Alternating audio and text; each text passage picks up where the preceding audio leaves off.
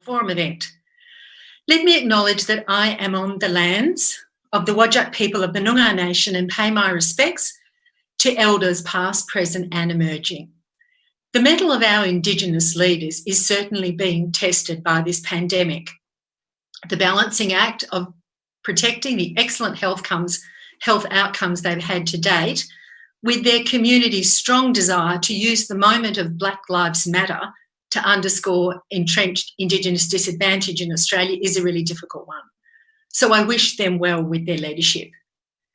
This year, CEDA celebrates 60 years as an independent member-based think tank, 60 years of bringing audiences together to discuss and debate how to achieve better economic, social and environmental outcomes for Australia. I did not expect that this 60th year would involve a pandemic and so many firsts for CEDA, including this first digital State of the Nation, including having all our people work from home, and including holding all our board meetings via Zoom. Nothing that all of you are not experiencing, of course. We are very grateful that our members have continued to support CEDA so enthusiastically. My plan is that CEDA will be around another 60 years, keeping the best of our history and building on the new ways that we've discovered during this pandemic. Now, my role today is to facilitate this session on the state economic outlook. We'll also address the priorities for the next phase of the pandemic crisis. So there'll be a discussion between our panel of treasurers, and then I'll pose your questions to them. So to get your questions on my list, please go to Pigeonhole. You'll find the details on the live web stream page, which will direct you to ceda.pigeonhole.at, where you need to enter a passcode, which is SON1. That's capital S, capital O, capital N, and the number 1. Also on Pigeonhole, you're going to find a poll question. I'll give you the results at the end of this session, and we're also going to use it in our wrap-up. So we'd really appreciate you completing the poll question. It relates to federal-state relationships and how well they'll operate post-pandemic. So you might want to wait until you've heard from our panel before deciding and then answering the question. Interestingly, this has been the number 1 question in Pigeonhole in the first 2 sessions of this digital forum. You can also engage with the conversation as it's unfolding on Twitter. So to make that easier, please follow CEDA. You'll find us at CEDA_news and participate using the hashtag SON2020. We have 3 seasoned participants in this Treasurers panel, and I've asked them to set the scene a little. So they'll all be speaking for a few minutes before we turn to the panel discussion, and I'm going to introduce them before they speak. So I'll do an introduction, they'll speak, then another introduction, so it goes. So firstly, Andrew Barr, who has been Treasurer of the ACT since 2011 and became Chief Minister in 2014. He also holds portfolios in economic development, urban renewal, tourism and events, and social inclusion and equality. I suspect he had the Treasury portfolio firmly in his sights from an early age. He prepared by being a volunteer collector for the Red Cross from 1986 to 1989. That's something that he and I share in common. And then he warmed up as Treasurer of the ANU Students Association in 1994. Now, as Chief Minister of the ACT, Andrew was a member of the National Cabinet. So we'll be interested when we have our discussion in hearing his insights as to how that's worked. So Andrew, over to you for a minute or 2.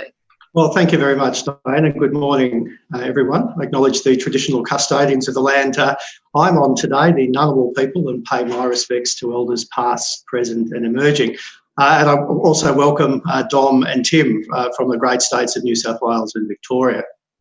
Look, it is an extraordinary time. I was reflecting that it's the last time we have been in these sorts of economic circumstances. Really go back to when I was a student at university in the early 1990s.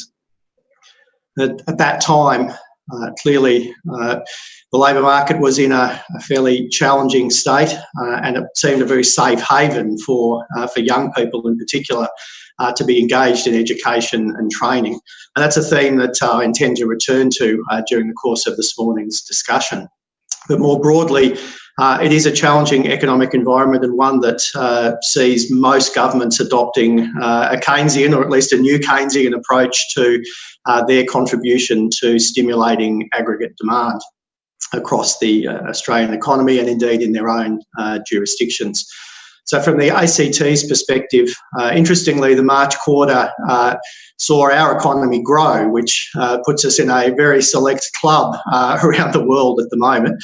And that was driven in large part by public expenditure, but also by a small positive contribution from private consumption. I think this goes to highlight the importance of restoring confidence in consumers, and then also in the business sector to be investing for the future.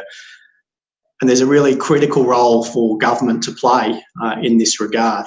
And so in the unique situation that we find ourselves in the ACT, being both the equivalent of state and local government, being home to the Australian government, the biggest procurer of goods and services in the Southern Hemisphere, we think we are well placed now to rebound through the rest of calendar year 2020 and then on into the future fiscal years.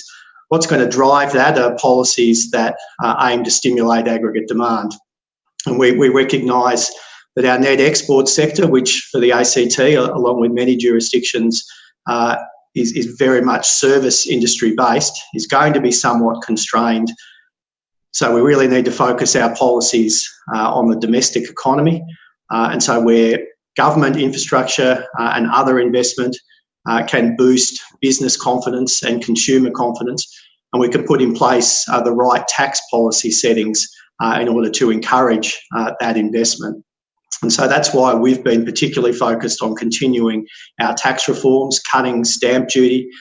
We have the highest payroll tax-free threshold in Australia to encourage job creation in small business, and we continue to focus our policy settings on sensible, progressive tax reform and recognising a really important role for government over the coming 12 to 36 months. And that's going to be in not only supporting infrastructure investment, but it's also in facilitating private sector investment. And this is where I think we have a comparative advantage, being both the local government and the state government, in that we can coordinate planning approvals, land release, and support for construction activities that boost our overall economic output.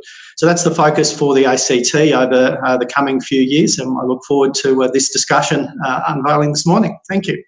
Thanks very much, Andrew. It's good to hear at least one place had some growth in March.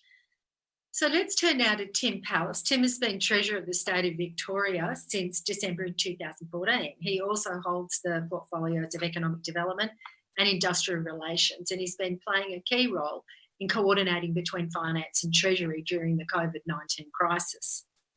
Tim is a serial attender in CEDA's Treasurer panel, and he generally takes the award for the most colourful language. I'm still struggling not to laugh at the commentary he made a few years back on removing the lint from the navel of Victoria.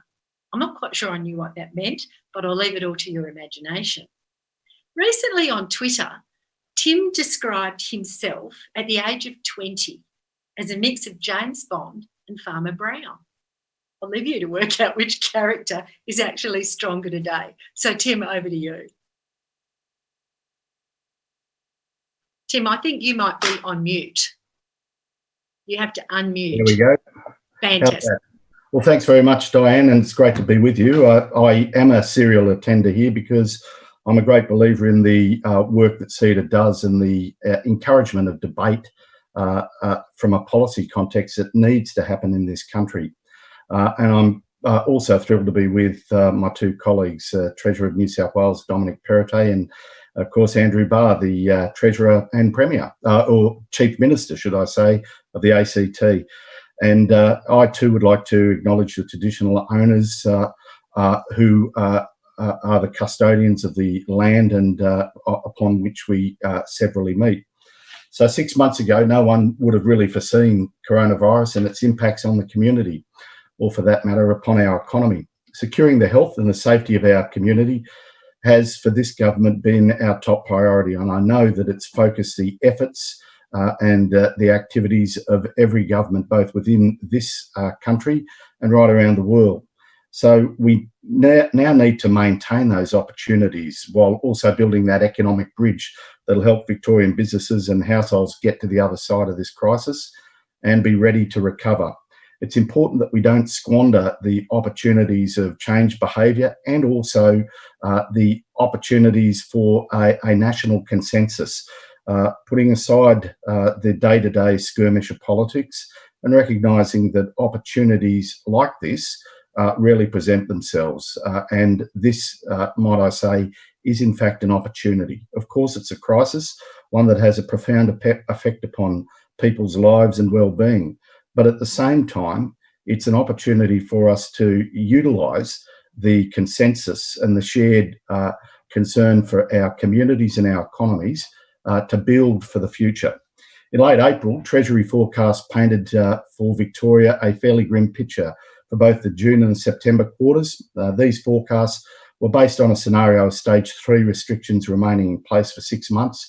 Under that scenario, the forecasts were expecting economic activity to be 14% lower than it would have been without coronavirus.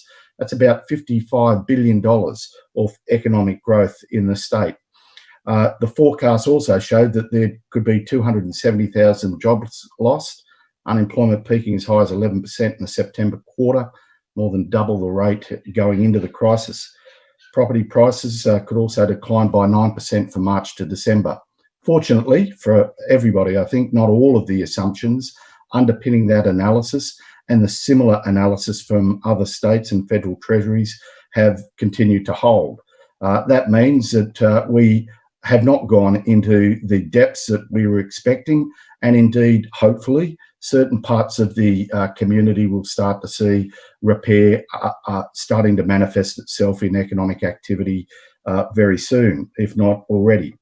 We always said that predictions were based on a stage 3 restriction being in place for 6 months. So thankfully, due to our testing regimes, our collective efforts of Victorians, might I say all Australians and their governments, we've had more options when it comes to lifting restrictions. So while the post-pandemic picture is not yet crystal clear, there's no doubt the impact will be profound. What's most important right now is that we mitigate the impacts of coronavirus on Victorians, on the Victorian economy, and we support jobs. So far, the government has announced initiatives totalling $8.5 billion in funding, and we won't be resting on our laurels. There's no doubt that there'll be more work required. Thanks very much, Diane. Thanks, Tim. You know, listening to you reel off those telephone book $1 billion here and $1 billion there, you know, it takes me right back to the last recession when I was an executive at Westpac, and we lost $1.7 billion, and it was the biggest corporate loss, you know, in history at that stage. And all of a sudden you sort of broke through that barrier and that number just became normal. It's, I think, a weird thing that's happened here. We suddenly, you know, tens of billions just become matter of course. Let's turn, sorry, go ahead. Sorry, Diane. I'd just say it is a very difficult time for treasurers because we are now talking in different language and different quantums, because that's a sort of effort that we all have to collectively use. But we can't lose sight of the need to also maintain fiscal rigour outside of the pandemic event, recognising that, yes, effort has to go to help repair the economy, but the fundamentals of good economic and budget management have to be preserved. Yes, I think that's a super point. And it also strikes transparency. There's been a lot of transparency, a lot of line of sight. You just mentioned it. You made an assumption, 6 months, when it doesn't come to pass, something different. People are going to want that transparency. I know as an exec, again, you know, when you provide the transparency, you're with it for life. So this will be interesting. Let's turn to Dom Perrottet, our final panellist. Now, Dom has overcome a background in the law to be able to become the New South Wales Treasurer in 2017, and he's going to deliver his 4th New South Wales budget sometime this year, I guess, in circumstances that are very, very different, I think, to the period of growth that's been covered by the first 3. Big surpluses, negative net debt, and record infrastructure investment. We'll probably get the 3rd of those, Dom. I'm not sure about the first 2. He's a millennial. He's a sports fanatic. he tweets about Indiana Pacers legend Reggie Miller as a past basketballer. I really like that. He's got a young family, and I think he's a big believer in some of the things that Tim's just talked about, good financial management, and a good social outcome can be the other side of the coin. He's had portfolios including finance, property and services, and he's been a bit of a force for reform over the last little while. He wants a holy grail. He's saying tax reform and reform of federal financial relations. Yes, he does say holy grail, and he's also a self-confessed fan of Faulty Towers. So, Dom, a few words from you. Well, it's good to see Faulty Towers is back on the air, Diane. But look, can I start by thanking CEDA and for putting this on? And I think when we got the invitation some time ago, the circumstances have changed somewhat in many ways. And obviously, when I got the invitation, I couldn't resist being on a panel with Tim Pallas again to going head to head. But it's great that Andrew's here as well. So this, to have three of us today, I think is going to be very interesting to get the different perspectives in each of the states and the territory jurisdictions. But obviously, there are common problems that each of us face. So from our perspective in New South Wales, prior to the pandemic, we'd obviously been going through a very difficult time on the back of drought and the bushfire crisis, which is obviously present in all our jurisdictions as well. So off the back of it, it's been a bit of a triple whammy. But as Tim said, the first obligation, I think, for any government is to look after the healthcare of their citizens. And that's exactly what we did from the outset. And I think that is whether it's in our state, right across the board, I think we've been incredibly successful in making the investments where it matters. Here in our state, one of the first things we did when this came about was seek to double our ICU capacity. We've now tripled the ICU capacity. And I think the many sacrifices that all Australians have made in terms of the social distancing and accepting that, we needed to shut various things down to make sure that we didn't have a situation on the healthcare side of things that we'd seen in other jurisdictions around the world. And I think so far, and it's early days, but the sacrifices that people have made have now put our country and from our New South Wales perspective in a position where we can start to ease those restrictions and get back to as much of industries operating in a way that's close to pre-pandemic, but at the same time keeping those social distancing measures in place. And yesterday we announced here in our state some further relaxing of restrictions off the back of the National Cabinet's decision last week.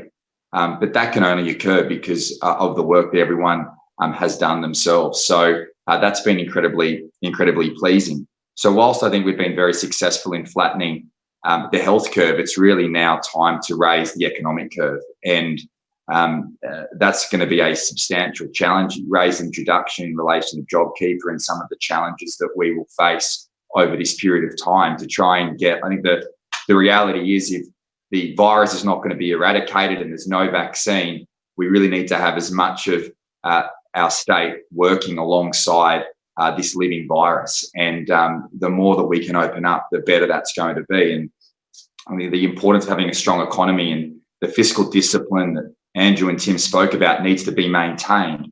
But from our sense, and you talked about previous budgets, this is certainly going to be a different budget, which we've all been able to postpone our budgets. Ours was due to be on Tuesday, so it's good that it'll be later in the year.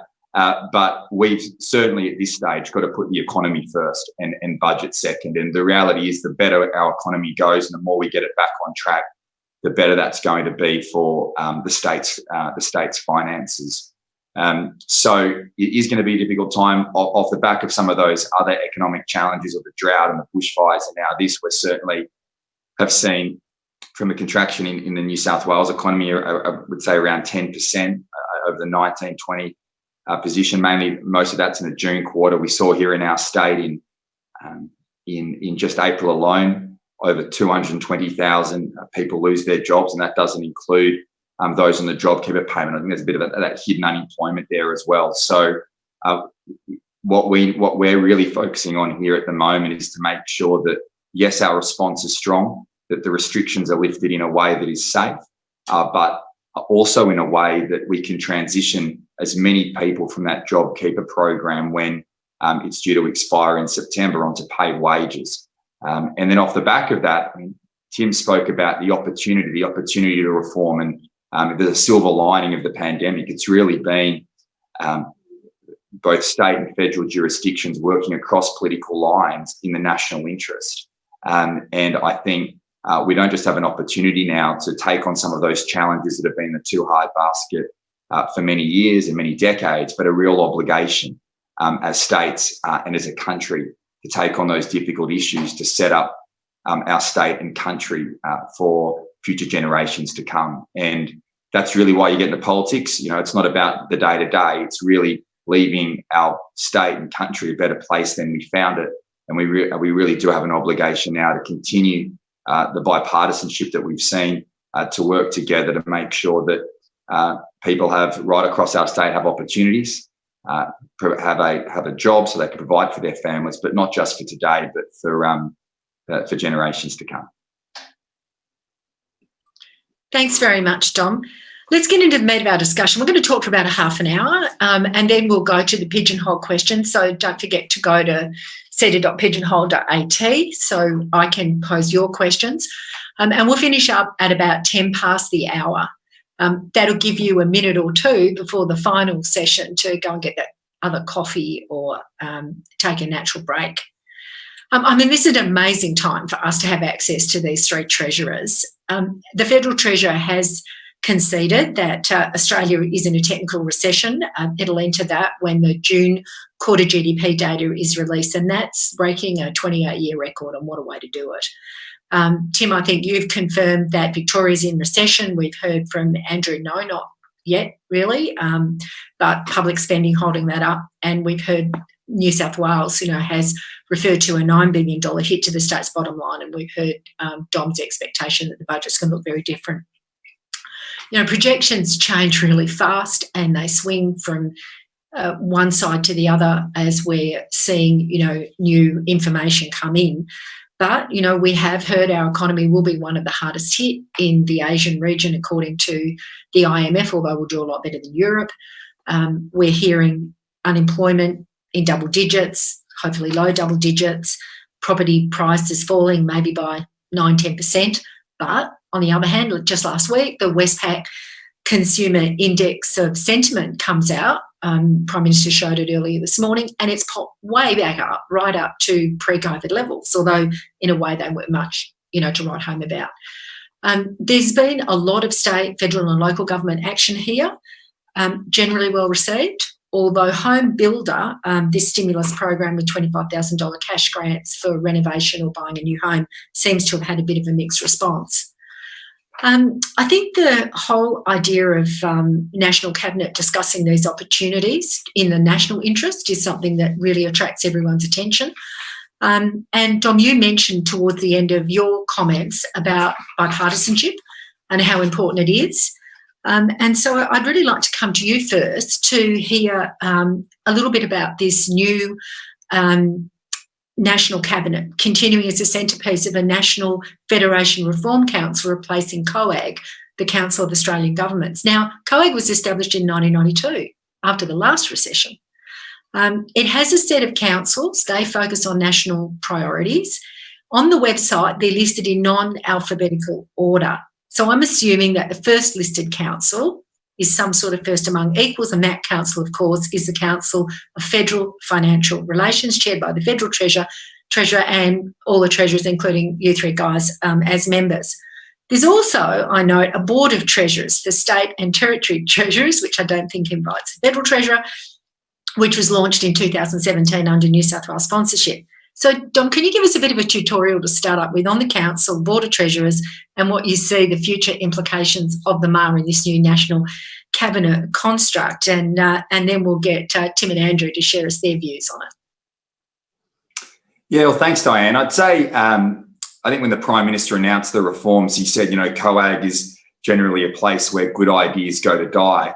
And he's probably been right from certainly, the experience that we've probably had as treasurers. I think what's been incredibly pleasing through the National Cabinet is that it's brought the leaders around the country to sit at the table and work through what have been some very challenging issues. And having that bipartisanship, I think, has certainly set us up for success, particularly if you look at other jurisdictions like the United States, for example, where you've had very different perspectives. And there's no doubt that different premiers and different jurisdictions have had varying views over the course of this pandemic, because we've all been in varying situations at different points in time. But still, I think having the capacity for all premiers to come together and work with the Prime Minister has been, I think, incredibly successful so far. And so the continuation of that, I believe, would be a positive thing.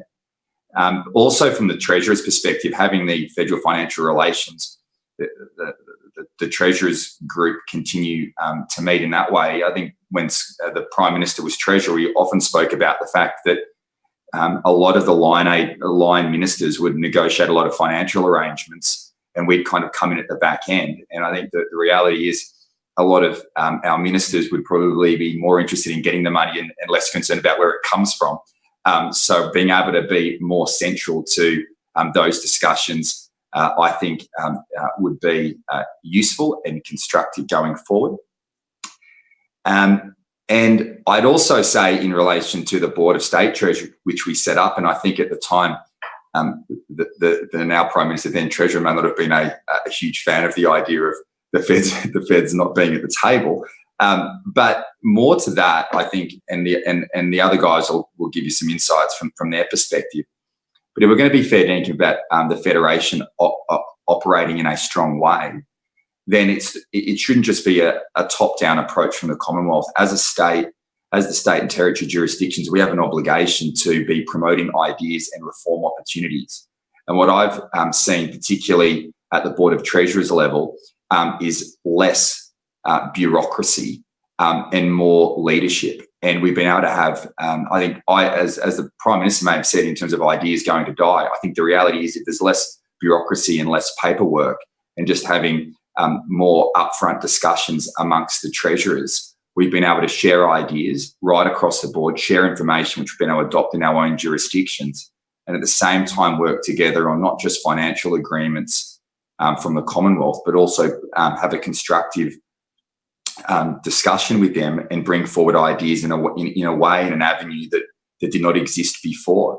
So it was not meant to be an us versus them thing. I think more importantly, we have an obligation as leaders in our state and territories, as part of the Federation, as much as the Commonwealth does, to drive ideas so that we can strengthen the Federation, not weaken it. And by having the leaders and the politicians driving a lot of that agenda, I think it's been more constructive. And whether it's been areas where we haven't necessarily agreed on, like the GST, which I'm assuming we'll never agree on, but in the main, I think we've been able to find unity across. And an important point I'd make here in finishing is working across political lines, and I think that takes a lot of the heat out of the issues.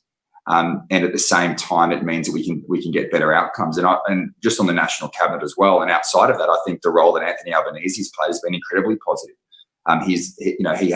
He's chosen to criticise where it's required and appropriate from what he believes in, but at the same time support when he does. And I think that's crucial in driving confidence through this pandemic. So I think the Board of Treasurers will continue to play an important role. But at the same time, I welcome the changes that have been in place. They might need to be tweaked over time. But I think streamlining these areas will certainly make for a stronger Federation going forward. Thanks, Dom. So, yeah, all right. So you think Board of Treasurers will keep on going.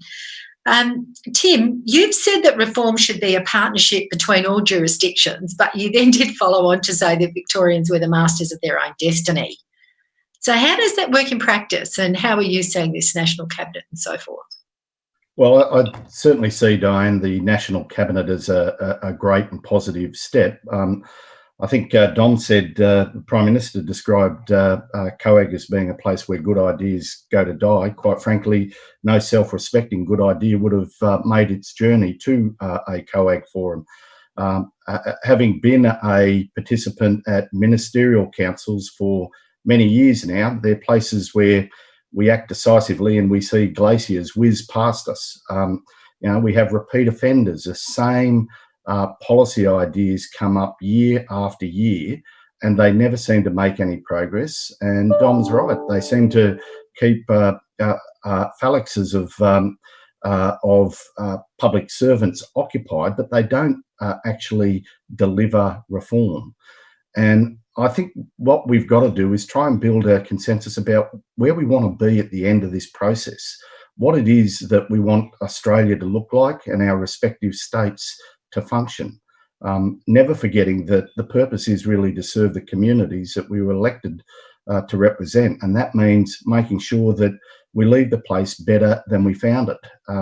Of course, in the current environment, that means that we've all got some considerable challenges, because there's no doubt that the economy and the community is hurting as a consequence of the pandemic event and all the associated social distancing arrangements. One of the things that I'm very proud of, and the work that Dominic, Andrew, myself and the other treasurers have done, is to demonstrate that through the Board of Treasurers, that the things that unite us are much more substantial than things that divide us. It's important that we have political debate in this country, but it's also important that we don't make political debate the end in itself. We've got to be prepared to recognise that if we're going to drive reform, we have to build consensus. That's what the Board of Treasurers does. It also demonstrates that states who are in the business ultimately of service delivery to their respective constituencies need to recognise that we can sit around thinking about this stuff forever, or we can build a consensus about what needs to be done. Often, we don't need the Commonwealth there, because we're talking about how we can reform our respective service delivery offerings. Sometimes we do need the Commonwealth, but ultimately this is not about ganging up on the Commonwealth. It's about trying to build a common and consensual position between the states and the territories, and putting it to the Commonwealth so they don't have to try and herd the cats, as it were, of the states and territories.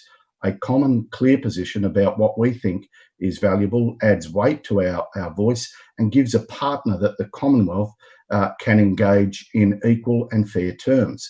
And that's what we see as being vitally important as part of this process.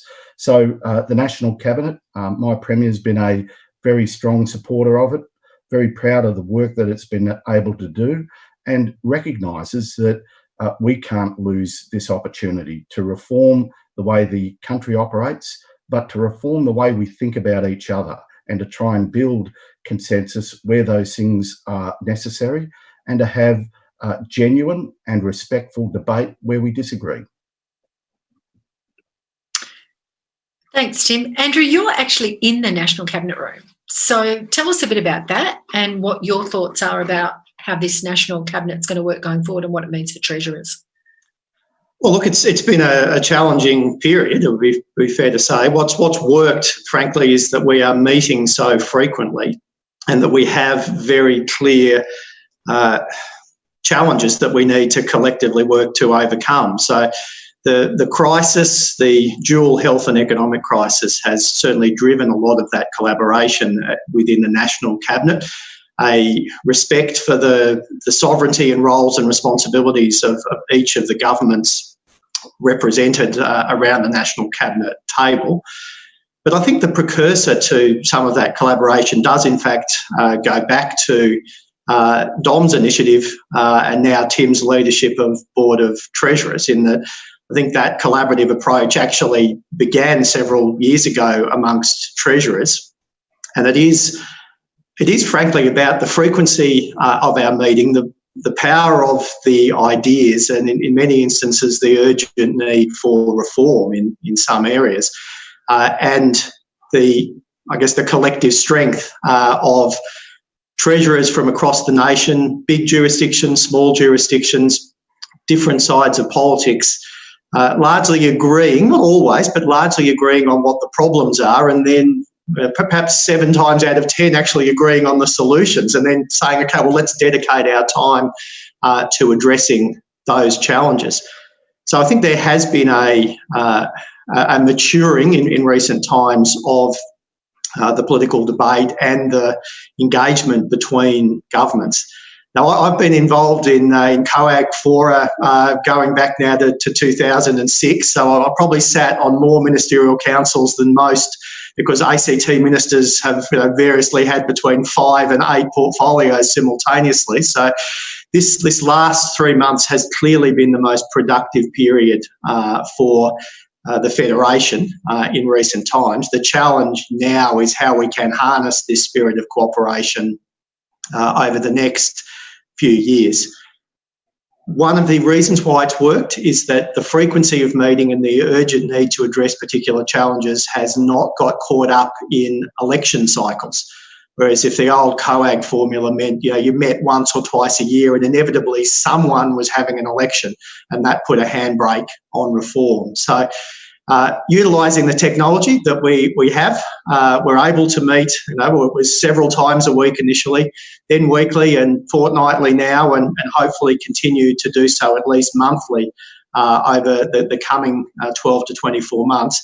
It's that frequency of meeting and an agreed shared agenda with a bit of flexibility about how it is implemented at a local level, because across our federation there's such a diverse range of local economic circumstances that require a tailored approach. And this is, I guess, the tension that we have to balance between the important role of the Australian government, the important role of state and territory governments in a cooperative sense, but also it doesn't hurt to have a little bit of competition between the jurisdictions. And I think that's where Board of Treasurers in particular has worked, because we do collaborate and cooperate, but there's a healthy level of competition between the jurisdictions, and I think that's part of what drives the reform agenda. And look, I guess my final observation on this is a lot of this is also personality-based. I think it does help that in Tim and Dom, the two largest jurisdictions, they are working well together. They have a strong supporter in me in the ACT, and although we may not be the biggest jurisdiction, I think there are times when we can be a leading jurisdiction, particularly in economic reform, and that's sort of been part of my objective in the role that I've wanted to play, sitting both in the Treasurers Forum and in the Leaders Forum, and why I argued so strongly within the National Cabinet for Treasurers to be brought into the process. So I think that was fundamental to ensuring that we were both able to streamline Commonwealth, state and territory relations, but also have a real economic focus on our reform agenda over the next 12 to 24 months. Yeah, thanks very much, Andrew. And I'm glad you pointed out that this personal relationship, particularly between the treasurers of the two largest states that are very much, of course, apart from West Australian iron ore, which I try to mention about every 25 minutes, are indeed the growth engines, of this nation. And that sort of bromance has been something we've commented on many times. And the sad thing, I think, though, is, guys, you've actually been pushed off the top level of unlikely combos by the Christian Porter, Sally McManus combo, which I will be exploring in some depth tomorrow in this State of the Nation forum. I must say, though, I know we shouldn't be making light at the moment, but there is opportunity and there is silver lining. As Andrew, you just said, the last 3 months have been the most productive of recent times for our federation in terms of thinking about reform. But I did hear a couple of frightening things. I heard super enthusiasm from the three of you. When Dom said, I was supposed to be bringing down a budget, but I'm not going to be doing it till later, you all put a big cheesy grin on. And then I heard, and there's no elections, so that makes life so much easier. We can get so much more done. Another set of grins from the three of you. This is not an opportunity for no more budgets and no elections. Let's just be very clear with that. That will continue in the future. So let's move on now and think about the here and now, the sort of short term. And I think for most states, that's sort of moving from crisis response to a bit of restart. So a lot of commentators are saying, well, look, it's not going to be the consumer, it's not going to be the export sector that's going to tow our economy out of trouble, but that only massive government action can do that. And that's an unusual thing to hear. I'd like to get your views on what are the most important initiatives that states can launch that are going to support the short term without damaging the potential for longer term recovery. Tim, perhaps I could go to you first. You know, you noted the size of the job losses in Victoria. They're the largest so far. You're also on the record as saying that Victoria is going to launch its own building and development industry support measures that are going to exceed Home Builder. And I think you've already extended your $20,000 first homeowners grant in regional Victoria for another 12 months. So I'd like to hear what you think is the right thing to be doing next for the here and now. Well, I think one of the things we've got to recognise, Diane, is reform isn't a thing that happens born of a particular moment and then disappears. Like it becomes the flavour of the month, and then we all shift our attention to something else and move on. We have to have a long-term and committed approach towards reforming the way our economy operates. In many respects, the state of Victoria has been looking at how we reform our building industry, how we support it, and we've been acting consistently over a number of years to do exactly that. For example, the Planning Minister and myself have been working through a Building Victoria Recovery Task Force to fast track and announce a number of investments that can allow the private sector to operate.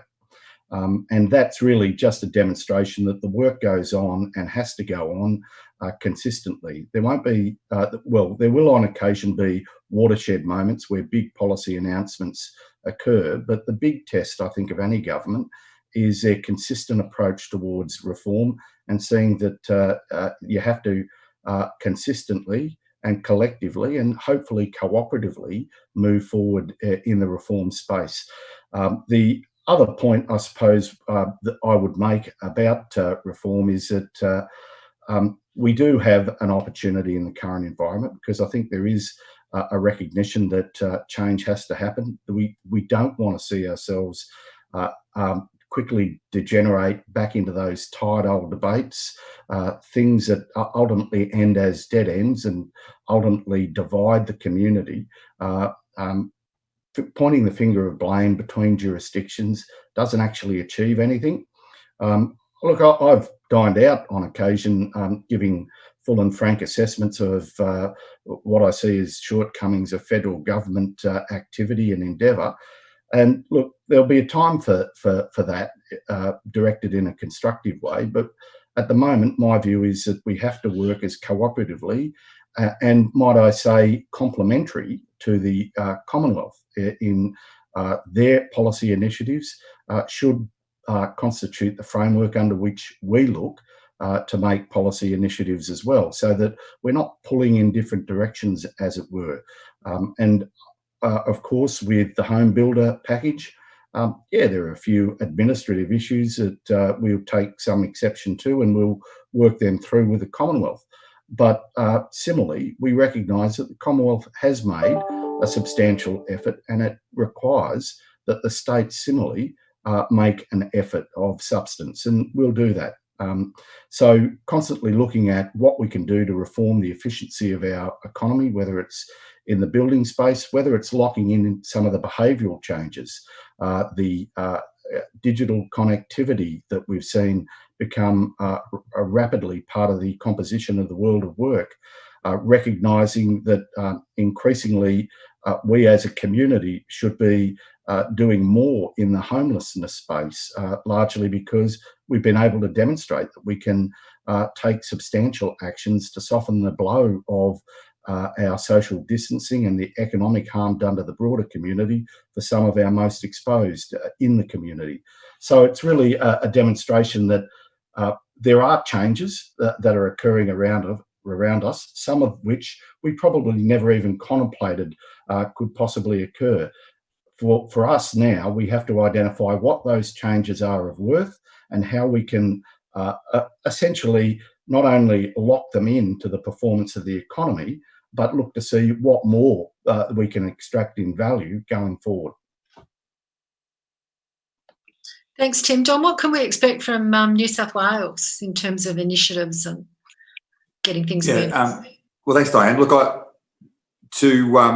guess the point I'd make here would be there's a lot of ideas that have been out there: cutting red tape, cutting regulation, cutting taxes. On the other hand, you've got increased spending. Well, I think like that old El Paso ad, why not both? And I think it's going to be a combination that's going to get our state and our country through this. And that's working very closely with the federal government. I think they've done a great job. I think the JobKeeper program has been a game changer when it's come to keeping as many people in employment during this period.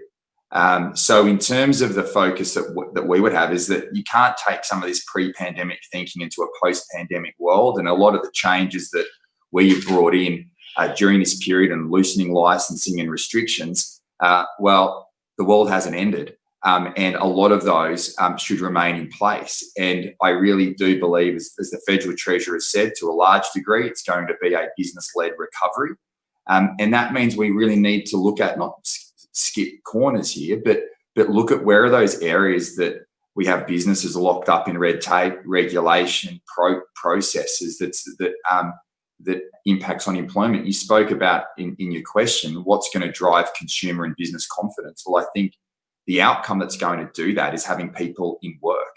The more people who are in work, the more that they can provide for their families, then that's going to drive confidence going forward. So all our initiatives need to be focused to that end. One of the great areas of the Board of Treasury is we get to steal ideas from each other, and we stole from Victoria the idea of Treasury working very closely with planning, because planning is going to be a key focus of driving the economic recovery. And the reality with government is it's very rare to have people in there reducing regulations. They're just increasing regulations, and government just builds up over time.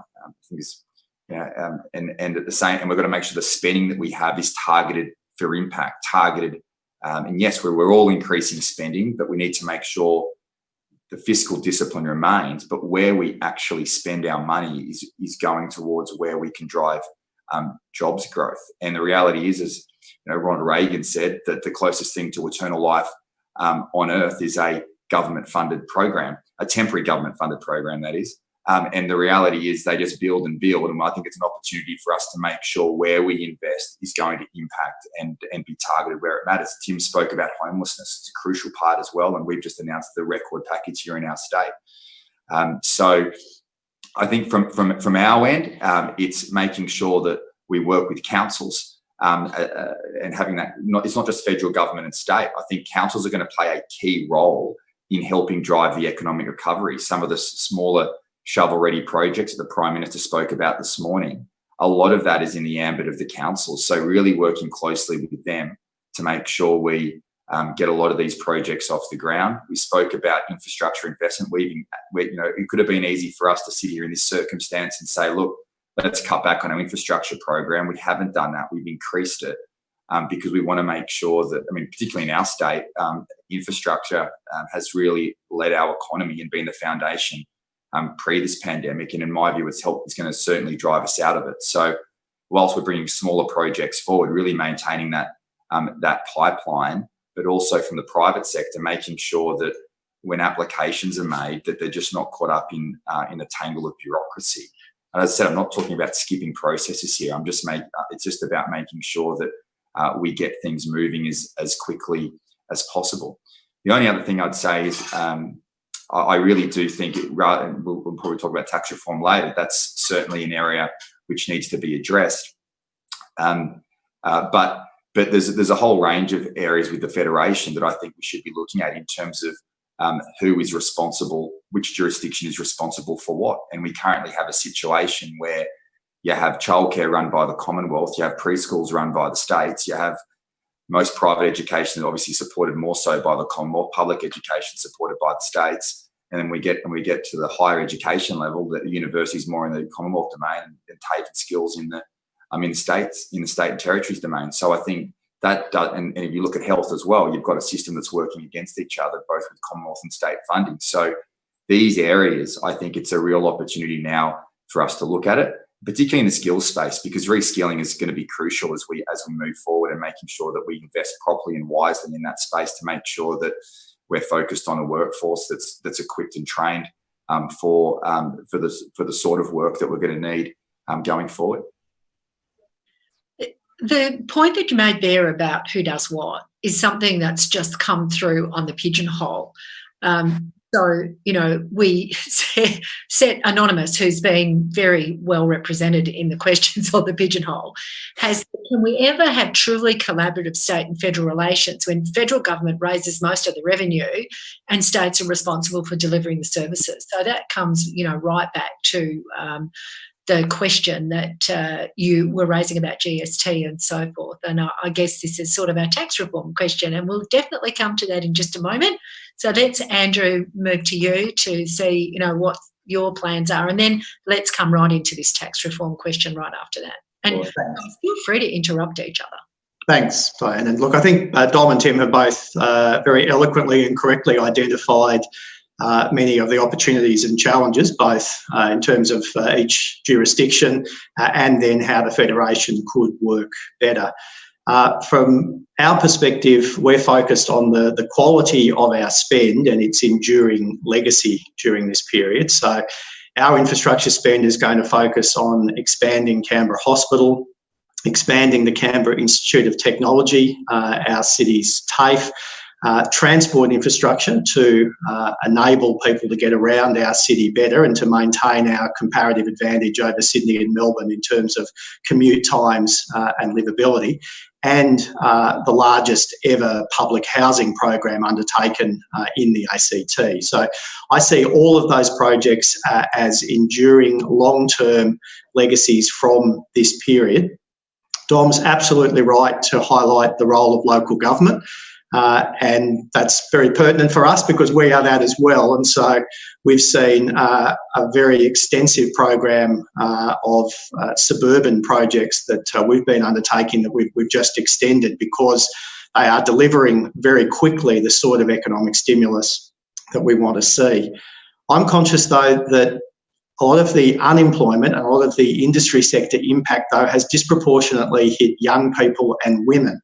And so just simply an infrastructure and construction sector stimulus response isn't going to be enough in this context. And so investment in education and training is going to be critical. I think the estimates are that nationwide we're going to have a shortage of around 25,000 places for domestic students in our universities and an even larger number of place shortages across vocational education and training. So governments, state, territory and federal are going to have to invest more in education and training in this period. And that's going to be absolutely essential because the labour market is going to take a few years to recover. And I think this, though, is strategic long-term investment. The university sector in particular, it's Canberra's biggest export industry, and I believe it's Victoria's biggest export industry as well, and wouldn't be far off the mark in New South Wales, is also going to need some sort of structural adjustment and reform. We do need to work together between the two levels of government to support the university sector, and I know there has been work already undertaken, but that's pretty fundamental. Then the final observation I would make in this area is that the government spending or the tax reforms or tax reductions that are necessary at this time should be quality spends as well. So our approach has been to reduce stamp duty.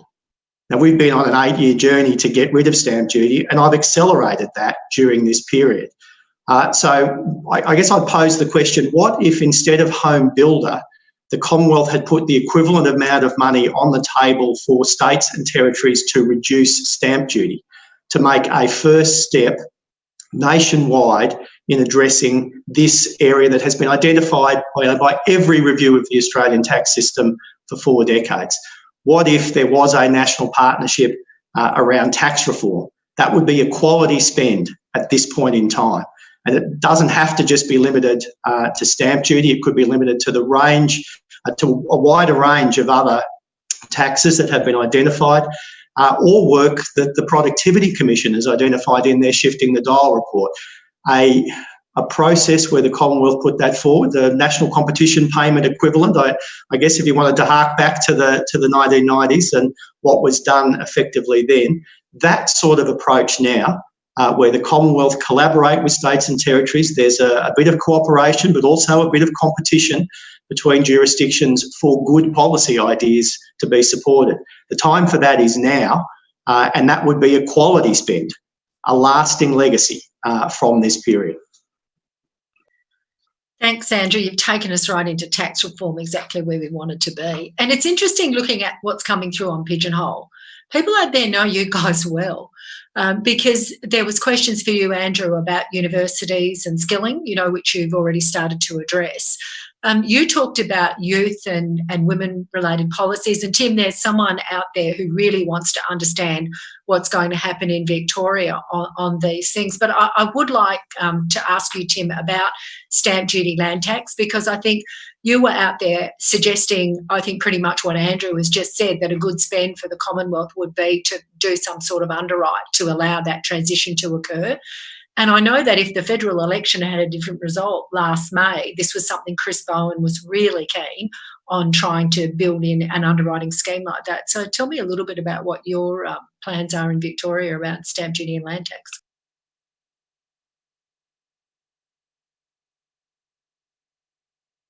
Sorry about that. I'm struggling a bit with the technology. Keep forgetting to take myself off mute.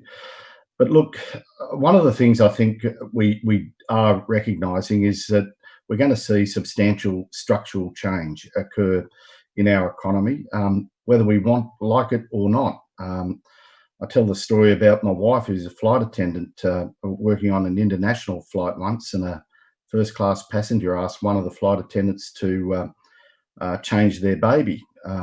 So they immediately, because the baby had soiled itself, so she immediately picked the child up, disappeared, came back with another child and said, will this one do?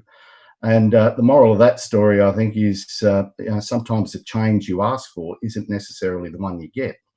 And in practical terms, I think as a community, we've got to be clear about where it is we want to be heading. And the only way we can have that clarity is if all tiers of government work closely. Now, Andrew and Dominic have both made the point that we need an active partner in the Commonwealth. And we need that because the Commonwealth can help the states with cash flow, or it could also mean rewarding the states for enhancing productivity, as they've done previously on a number of occasions. Those sort of pools of reward for effort, I think, are vitally important. So put it simply, it's about partnerships. And because we work so much better when we work in cooperation. Look, there's been a lot of speculation about what reform might look like, whether it's payroll tax, whether it's stamp duty reform. All I can say at the moment, Diane, is that no decisions have been made, but we're keeping an open mind and we're having a really good look at where the incentives for productivity might be and where the handbrakes are that we need to remove. When it comes to tax reform, of course, the lion's share of the opportunity for the nation rests with the states, and they'll be driven by the states. And ultimately, I think that's an acknowledgement the Commonwealth needs to make, that they need the states to drive reform and they need to be a substantial partner in that process.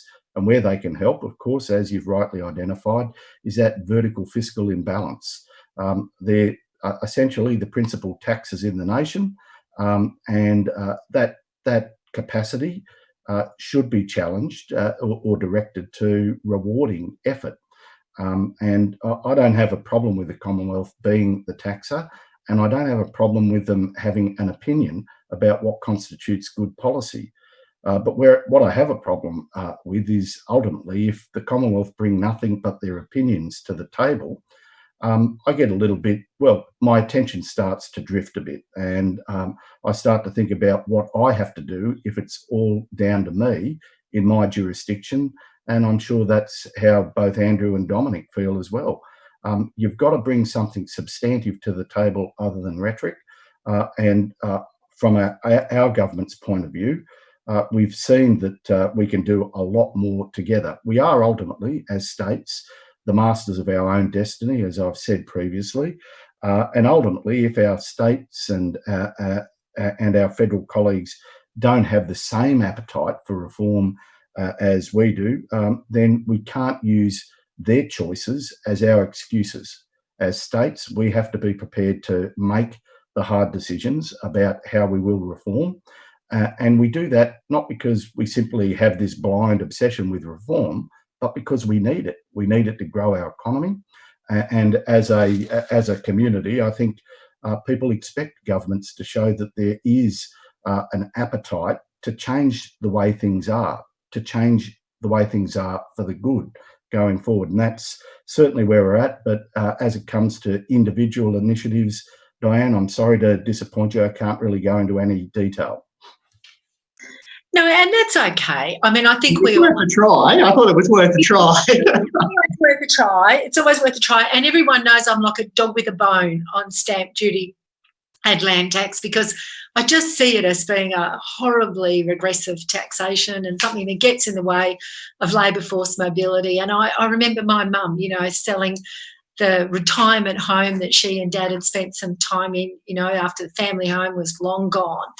And, how difficult it was for her to wrap her head around how much money was going to get sucked out of, the transaction. And really that place needed to be released for, a much larger family to move into. So it's always the personal stuff that, really gets you with these things. And, you look at what's gone on in the ACT and someone sort of said, well, lights still come on after this change. Well, the lights are still coming on 8 years into that 20-year journey. It's not been without its political challenges, let me say, but in the end, it is worthwhile, and that's, I think, ultimately, and we've seen this through 2 elections in the Territory, that people will reward good policy. Sometimes it's a close-run thing because scare campaigns are easier to run, but I mean, I wouldn't still be sitting here if my community hadn't endorsed now twice this reform agenda. Yeah, and I'd just make the point, Diane, the ACT is special. I've always said that.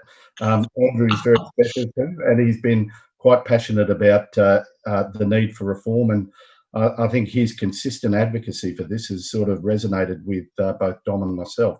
The one point I would make that probably I haven't is that the states, of course, are principally responsible for delivering the services that the community come to expect from good government.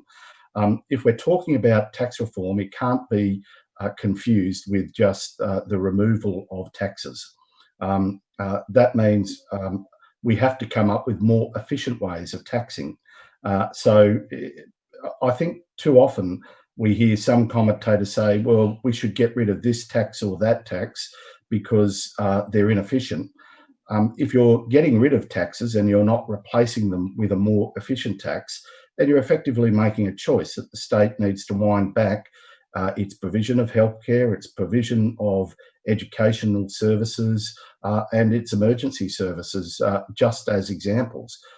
So this is not about a further exacerbation of that vertical fiscal imbalance. It's about trying to find more efficient ways to raise revenue.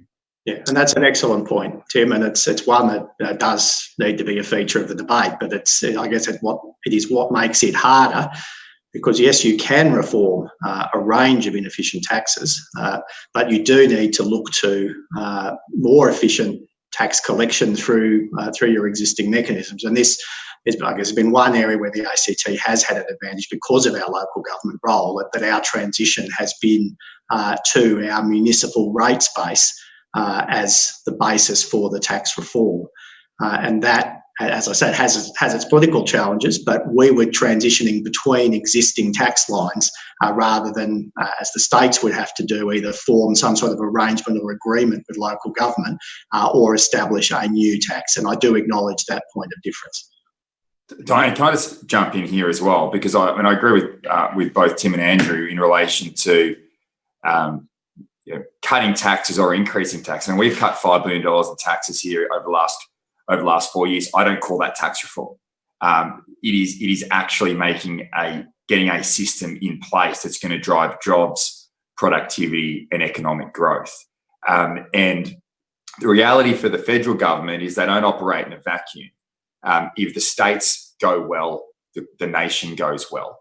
And so we have an obligation to, I guess, look at what are the inefficient taxes that we rely on to provide services. And the reality is, if I look at our state, stamp duty and payroll tax make about 60%, about 30% each of our tax revenue. The reality is they are very poor and inefficient taxes. And the reality is you can't have, in a pandemic like this, have one foot on the stimulus accelerator, but have another foot on the brake, holding back our jobs and economic growth through an inefficient system, and whether it's regulations or taxes that hold our jurisdictions back. Now, to Andrew's point, it's not easy to get these reforms up because of the politics that's involved. And, we would have, we've been working at a state level and working very closely with our counterparts and getting buy-in for the work that we're doing for the Federal Financial Relations Review that David Doty's chairing, and getting buy-in from the states in terms of ideas. But these are difficult issues that we need to work across political lines to achieve. But I was speaking the other day doing an interview, and immediately you had these pollsters come on straight away and saying, this is political suicide. You can't do this because of the politics. It's like, well, how poor has our political structures become, whereby we're so focused on what a focus group says, rather than actually doing what's right. Good public policy should start with what is the best outcome, what's going to set up our nation for success, and then look at some polling, then look at the focus groups about how you tailor your message, not the other way around.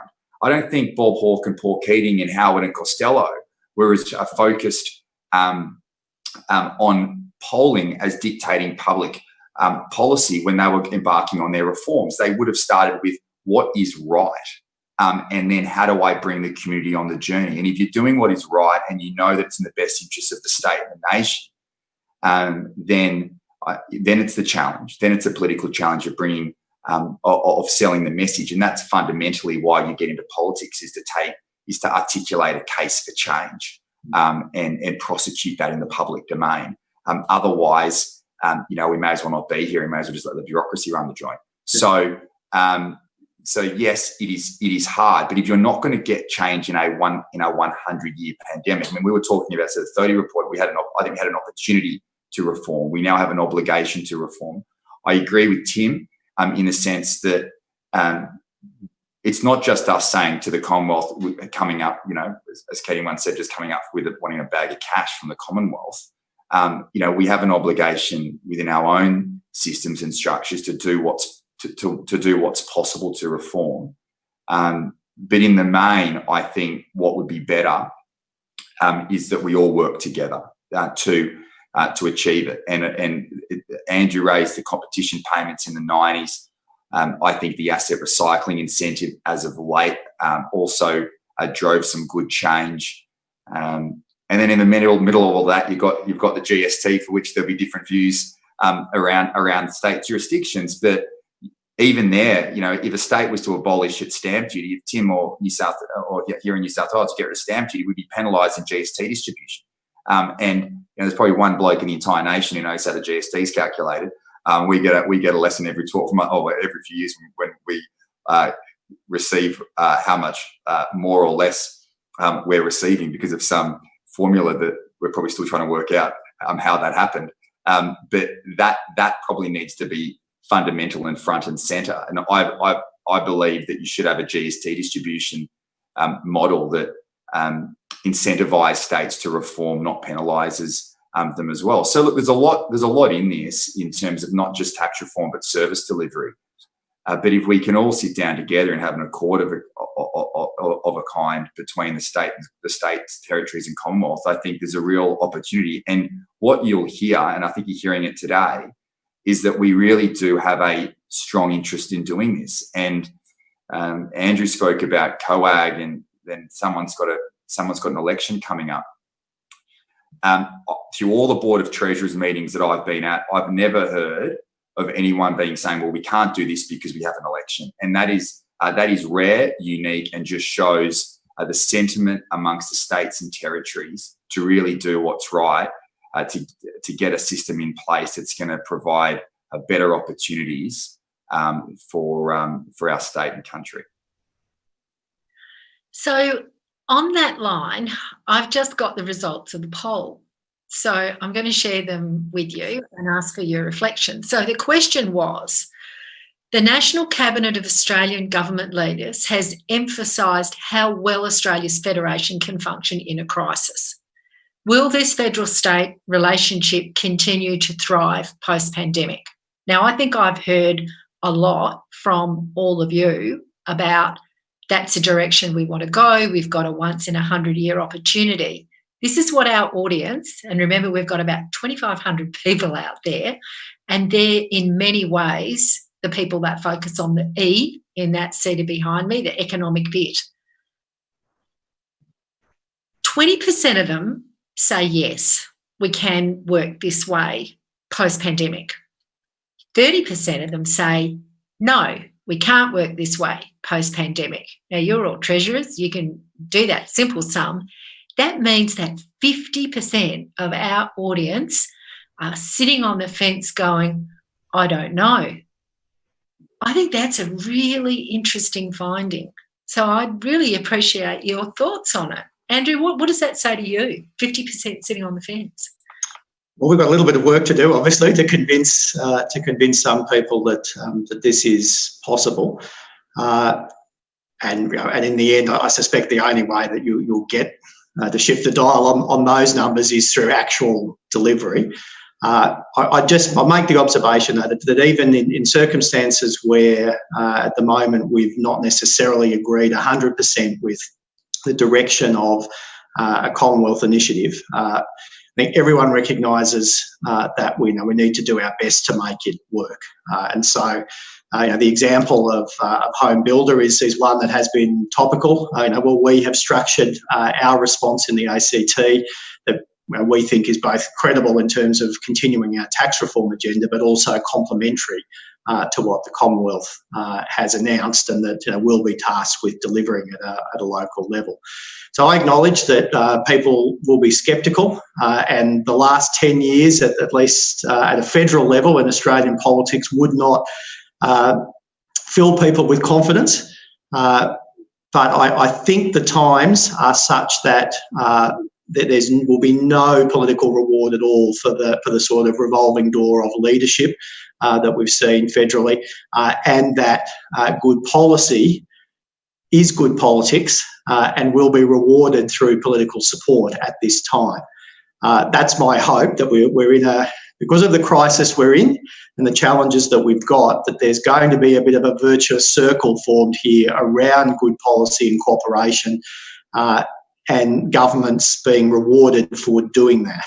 And political parties that take a different view and just seek to play pure politics will see their support drop. And I think Dom touched on this in terms of his comments around how Anthony Albanese has responded as a federal leader for the Labor Party in this regard. That yes, of course, they've got to continue to scrutinise and criticise and provide alternate policy directions. But where there is agreement, say so, get on with it, and let's deliver it. And I think that there's more scope for that over the next few years than there has been at any time in the last decade.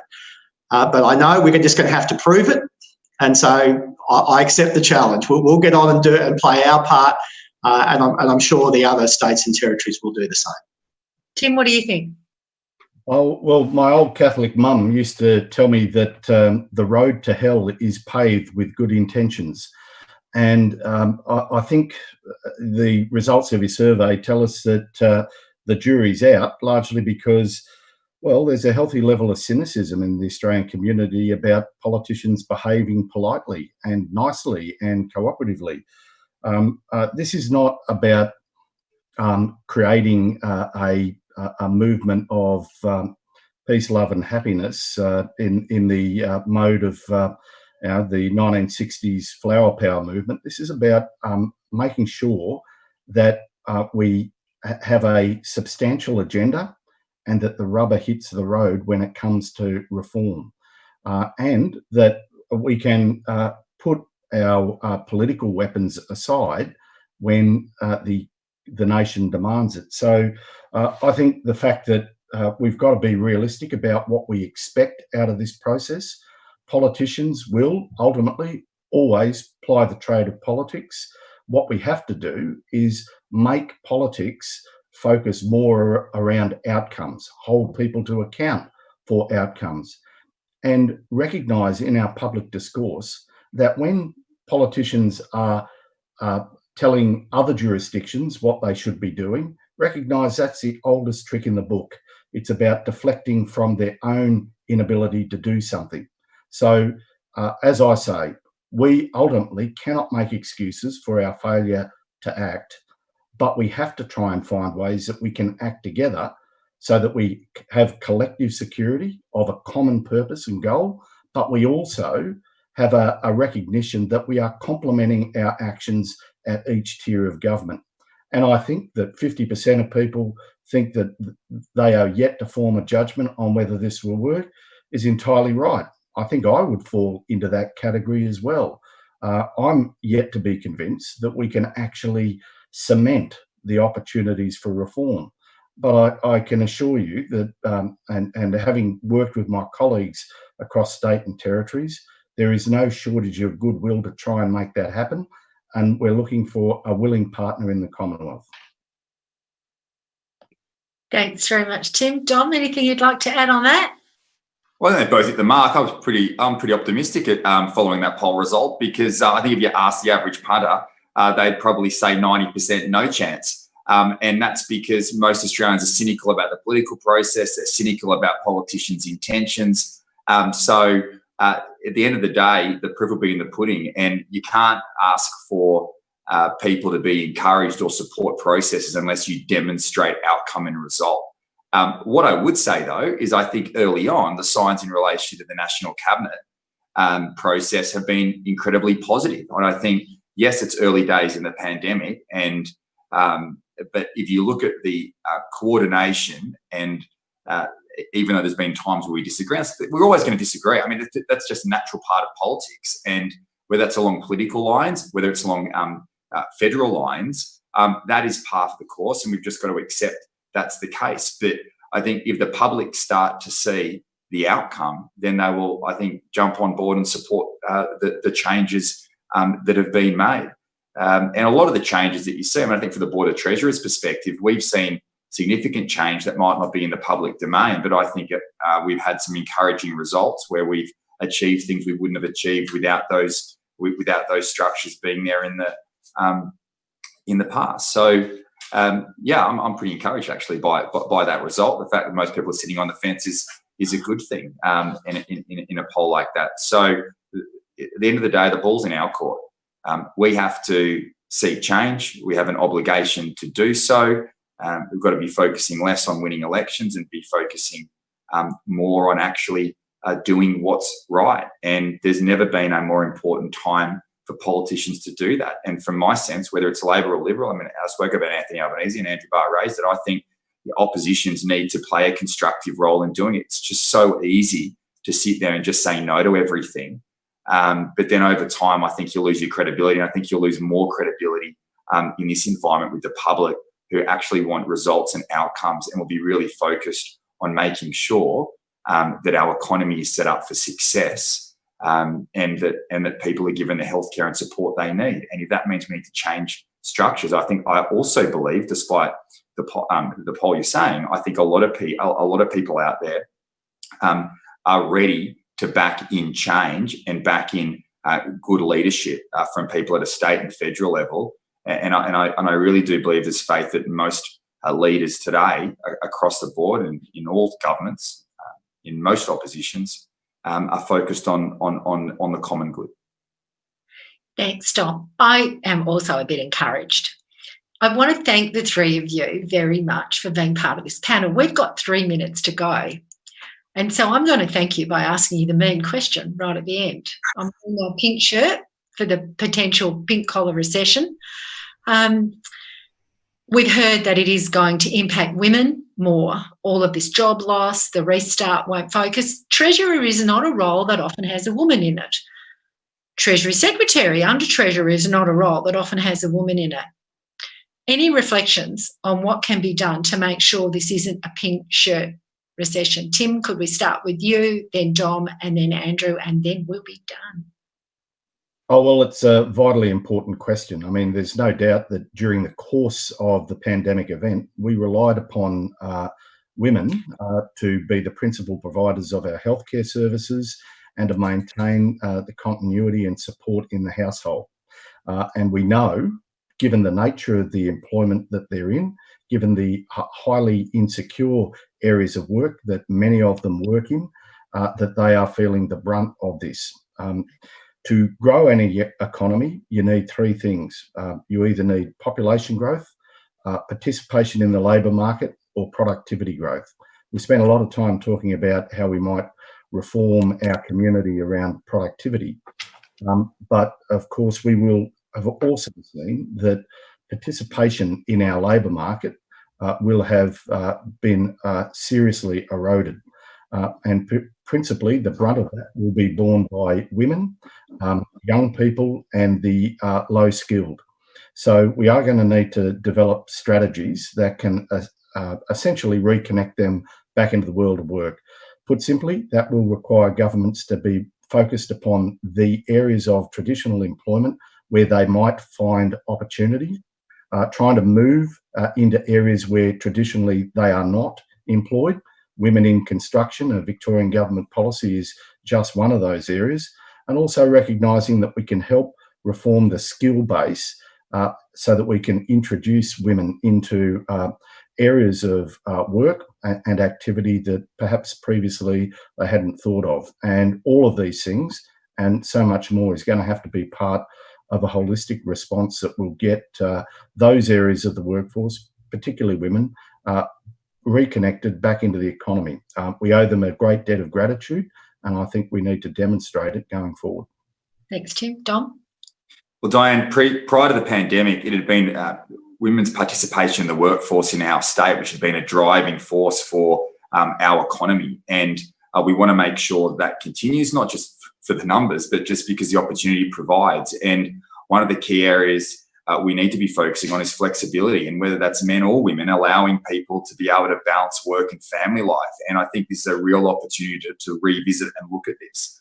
We've got a strong focus here. I know that childcare subsidy is ending at a federal level, but to keep our preschool subsidy support, because we want to make sure that working mothers are able to combine, family life, just like us, with work opportunities. And there's no doubt that the reports that are coming through are concerning in relation to particularly the impact on young women participating in the workforce. So we are very much focused on looking at ways in which we can do that. And, just the other day I was out at Food Bank here in New South Wales and met a woman who's running a travel agency. She's lost a job. She's applied for 50 new work opportunities, hadn't been successful.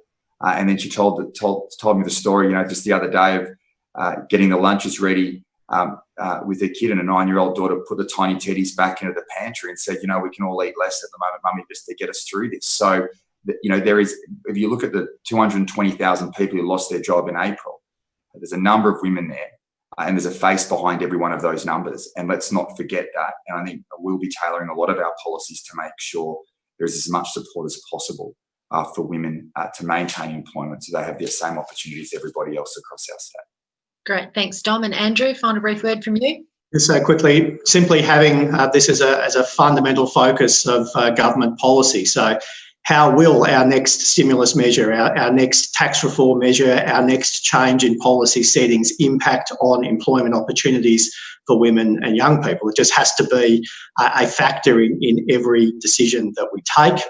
I think it's important that we take small, gradual steps forward in the right direction on all of these policy areas, and we should never let the good be the enemy of the perfect when it comes to implementing reform. And we can and will do this. It can't all happen at once, but it should in small steps, and we can do that deliberately through this period, and that's certainly what we're going to do. Thank you. Thank you, Treasurers. Everyone, quick coffee break and then come back for our expert panel wrapping up today. Thanks, guys. Really Thanks very much, Diane. Okay, see you next year. Thanks.